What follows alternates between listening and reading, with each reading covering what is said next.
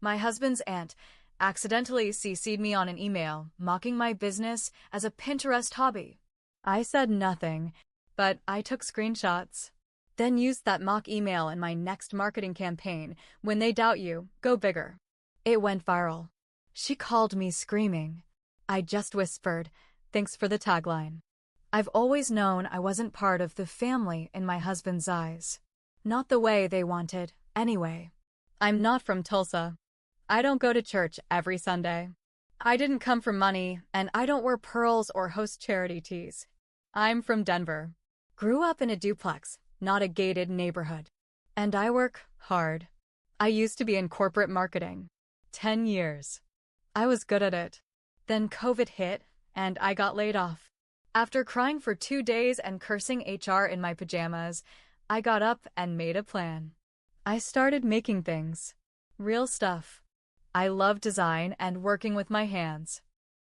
Rustic shelves, entryway tables, centerpiece boxes, all made with reclaimed wood I got from salvage yards around Colorado. I branded it right. Built a Shopify. I did what I knew how to do. I marketed the hell out of it. It took off. Not overnight, but enough to pay bills. Then more than that. I wasn't just playing with crafts, I was running a legit business. But Cheryl never saw it that way. Cheryl is my husband's aunt. His mom's older sister. She's the type of woman who calls herself old-fashioned, but really means controlling and mean. Always has a martini in hand, always judging people. You could be on fire and she'd ask if you remembered to wear deodorant. She never liked me. She never said it, but she didn't have to. It was in the fake smile she gave me when I said anything about work. It was in the "ah" she muttered every time I brought up a project. It was in the tone of voice she used when she'd tell other people, oh, she sells stuff online, like I was running a garage sale, not a growing brand. So I already knew how she felt. But then she put it in writing. It was the day before Thanksgiving. We were visiting Tulsa, staying at my husband's mom's house. The kitchen was loud, busy, full of too many opinions and not enough counter space. Cheryl was on her third glass of just a little wine, and she was going on about her daughter, who works for some regional bank. Apparently, closing on a $300,000 loan is more impressive than building a business from nothing. Fine. Let her think that. Then she turns to me and says, so, what's new with the little Etsy thing? You still doing that? That little Etsy thing?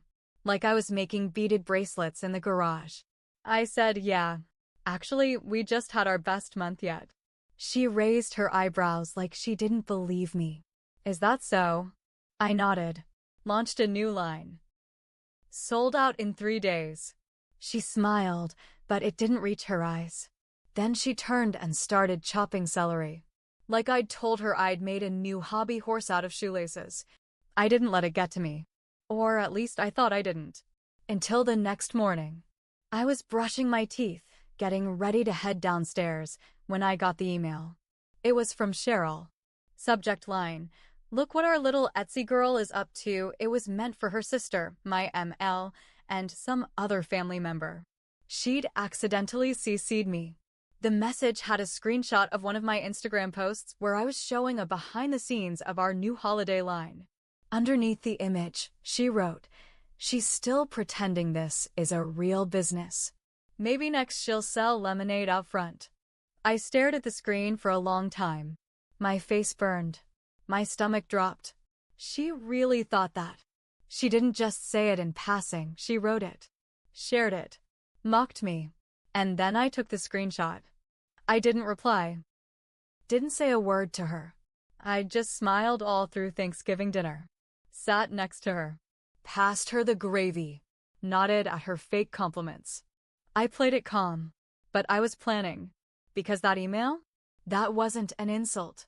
That was fuel. 3 weeks later, I launched a new marketing campaign.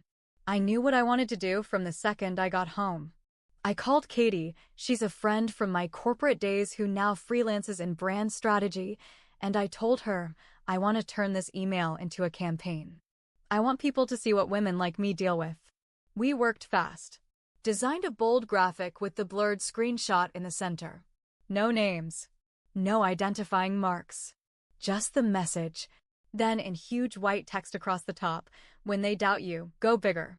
Underneath, in my brand voice, I wrote, "They'll call it a hobby. They'll laugh behind your back. They'll think it's cute that you're trying. Let them. Then show them what success looks like. Welcome to our biggest launch yet." We dropped it on a Monday. By Tuesday night, it was everywhere. The post blew up on Instagram. Shared by influencers. Reposted by women's groups. Commented on by people I didn't even know. Messages poured in. Hundreds. All of them with their own stories of family members who didn't believe in them. Coworkers who mocked their dreams. Friends who called it a phase. The ad hit something deep. And sales? We had to restock in 48 hours. I had to bring in temp help just to keep up. Then Cheryl called. I didn't answer the first time. Or the second. I knew she saw it. Knew it had to be eating her alive. Then came the text, "Call me now."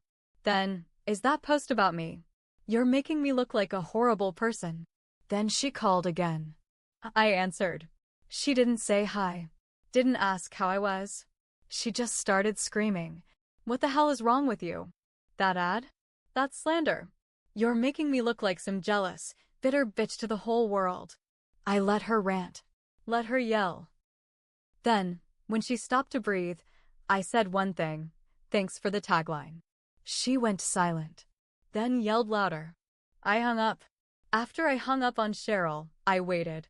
Not for an apology, she was never going to give me that. I waited for the storm. And it came. By the end of that week, my husband's phone blew up. His mom, his cousin, his other aunt. Cheryl was in full damage control mode. She told everyone I had publicly shamed her and sabotaged the family name. She made it sound like I'd posted her social security number online. The truth? She was embarrassed. And mad. Not just because I exposed her pettiness, but because it worked. My business was blowing up. I was making money. People were talking. And not about her. My husband, to his credit, stood by me. But it wasn't easy.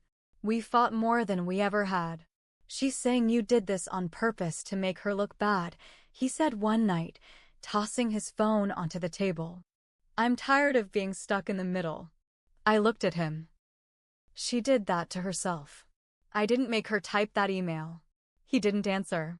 Just stared at the floor. Then came the next twist. Cheryl went online. She didn't name me directly, but she posted on Facebook, public post, of course, a long, dramatic rant about certain people using family disagreements to profit off hurt feelings and how family should be sacred, not used as clickbait for likes and sales. And her little posse ate it up. The post got over 200 comments. Most of them from her church friends and wine club ladies saying things like, "You're so strong," and people forget where they came from when money gets involved. One woman actually commented, "You were just trying to support her business, and this is how she repays you?" Support? She never shared a single post of mine. Never bought one product. Never even liked a photo. But now she was painting herself as the victim, and her followers believed it. I should have ignored it. My husband begged me to, but I couldn't. Because one of her friends, some woman I didn't even know, left a comment that said, "Some people will do anything for attention, even tear apart their own family." Sad. And Cheryl liked it. So I posted something of my own. I didn't name her. I didn't show her face. But I told the story. I posted the full version of what happened. The email, the mockery, the exact words. She's still pretending this is a real business. I said I was quiet. I didn't confront. I didn't clap back. I used it. I turned pain into power. And I won't apologize for that. That post went more viral than the ad. It got picked up by a women's business blog, then a podcast. Then a local news segment in Denver reached out to feature my brand as part of a small business spotlight. That's when Cheryl really lost it. She tried to get me to take the post down. sent me a long, emotional email about how this has gone too far and how she was losing sleep over it. Then she tried a different tactic. She called my mother-in-law and said, if she doesn't stop, I'm getting a lawyer. My ML didn't respond how Cheryl expected. She said, sue her for what? For quoting you. Then she hung up. That's when Cheryl made her biggest mistake yet. She wrote me another email. This time, she didn't mock me. She threatened me. She said she would ruin my name in Tulsa. Said she had connections at local chambers of commerce, business groups, and even a friend who works in the media. She said, if you don't remove your post and issue a public apology, I'll make sure everyone knows you're unstable and vindictive. I read the email 3 times. Then I screenshotted it. Again. I didn't reply to Cheryl's threat. I didn't need to, because this time I wasn't just hurt. I wasn't just angry. I was ready. I called my lawyer. Yes, I have one. Not a high-powered one, just someone I'd hired when I first turned my business into an LLC. I told her what was going on. I forwarded the email. She read it and whistled. She put that in writing? Yep. Don't respond. Just keep everything. If she pushes this, we'll be ready. I didn't want a legal fight. I really didn't. But if Cheryl thought she could scare me into silence, she didn't know me at all. Then something unexpected happened. A woman messaged me on Instagram. Her name was Melissa. She said, I think I know your aunt-in-law. Is her name Cheryl? Redacted. I froze. She continued, I used to work at the same charity board she's on. I saw her Facebook post and I knew exactly who she was talking about. Just wanted to let you know, this isn't new behavior. I messaged her back. We talked. A lot. Turns out, Cheryl had made a habit of bullying women she saw as less than. She'd made Melissa cry in a bathroom once during a charity event, saying her clothing looked like a knockoff Walmart rack. Told another young woman her resume was laughable for someone applying to volunteer. She hides it behind smiles, Melissa told me. But when she thinks someone won't fight back, she tears them down. Hearing that shook me, because for a long time, I thought maybe it was personal. Maybe I'd done something wrong. Maybe I wasn't polite enough. Maybe I overstepped. But now, I saw her clearly, and I wasn't afraid of her anymore. So I did something bold. I wrote an open letter. Not a blog, not an ad, just a clean, straightforward post with a black and white graphic that said, this is for every woman who's been mocked for dreaming bigger. And I told the truth. Every bit of it. Not just about Cheryl, but about the whole experience. The way women are constantly told to stay small, to not be too proud, to not make waves, to stay polite in the face of disrespect, just to keep the peace. I said, this isn't about one email. This is about every time someone laughed when you said you had a vision. Every time they called it a hobby, not a business. Every time they smiled to your face and mocked you behind your back. The post exploded. Like wildfire. Other women started sharing their stories in the comments. I had a boss who told me I was too ambitious for someone with a baby. My own mom said no one would ever pay me to paint. My best friend told me to get a real job after I started my food truck. It became more than just my story. It became theirs. News outlets picked it up again. I got invited to speak at a women's entrepreneurship panel. A major home decor blog asked to feature my new line. And Cheryl? She lost it. Again. She sent me one final message. You're destroying my reputation. I've worked my whole life to be respected in this community. And now everyone thinks I'm a monster because you twisted my words. I stared at it for a long time. Then I responded. No, Cheryl. I didn't twist anything. You just didn't expect the woman you mocked to become louder than you. Then I blocked her. After I blocked Cheryl, things didn't magically get better. Family gatherings were awkward. My husband's phone would light up with group texts that didn't include me. His cousins were split. Some thought I overreacted. Others said Cheryl finally got what she deserved. My mother-in-law stayed quiet, which felt like betrayal in its own way. I tried to ignore it, focus on my work. And for a while, it worked. The business kept growing. I hired my first full-time employee. We opened a showroom in a small space near downtown Denver. My story kept circulating. Women who had been silent for years were now sending me long emails, thanking me, sharing their pain, their triumphs. But underneath all that, I was still mad, still hurt. Because while Cheryl lost her cool, lost some face, and got dragged by strangers online, she still had her life. Her house, her pearls, her wine clubs, her Facebook fans. She got to act like she was the real victim. So I did something I hadn't planned. I sent that final email chain, the one where she threatened me and tried to ruin my reputation, to a journalist who had been covering local business success stories. I didn't give her a green light to publish everything. I just said, this is the full story. Do with it what you will. 3 days later, an article dropped. The cost of dismissing women's work.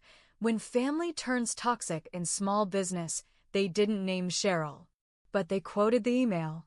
They blurred the screenshot, but included enough to make it clear what kind of behavior was being exposed. And then came the real fallout. Cheryl's church group dropped her from the board. The local charity she sat on for 15 years asked her to step down quietly. 2 women who worked with her in different committees came forward and said she'd done the same thing to them, belittled, mocked, and dismissed their work because it didn't look like hers. Cheryl called my husband in tears, said I ruined her life, said I twisted everything. But here's the part one didn't expect. I didn't feel satisfied. I thought revenge would feel like fireworks, like closing a chapter. But it didn't. It felt messy, cold, because in the end, Cheryl was just a bitter woman who tried to tear someone down. And I let her live in my head long enough to turn me into someone I didn't like very much either. I didn't regret standing up for myself. I don't. She had it coming. But I do regret how far I let it go. My husband and I took a break 2 months later. He said I changed, said I'd become obsessed with proving a point more than living our life. He wasn't wrong. I'd spent so long trying to prove I was real, that my business mattered, that I mattered, that I forgot why I started it at all. So I stepped back. Not from the business. That stayed strong. But from the noise. From the need to respond to every insult. From trying to win a war with someone who wasn't worth it. Now, I run a successful brand. I speak at events. I mentor younger women trying to start from scratch. And Cheryl? I don't know what she's doing. And I don't care. Let her explain why she's no longer on any of the committees. Let her tell her version of the story. People can believe whatever they want. I got what I needed. Not her apology. Not revenge. Just proof that I was never the joke. She was. And I don't need her approval anymore. I never did.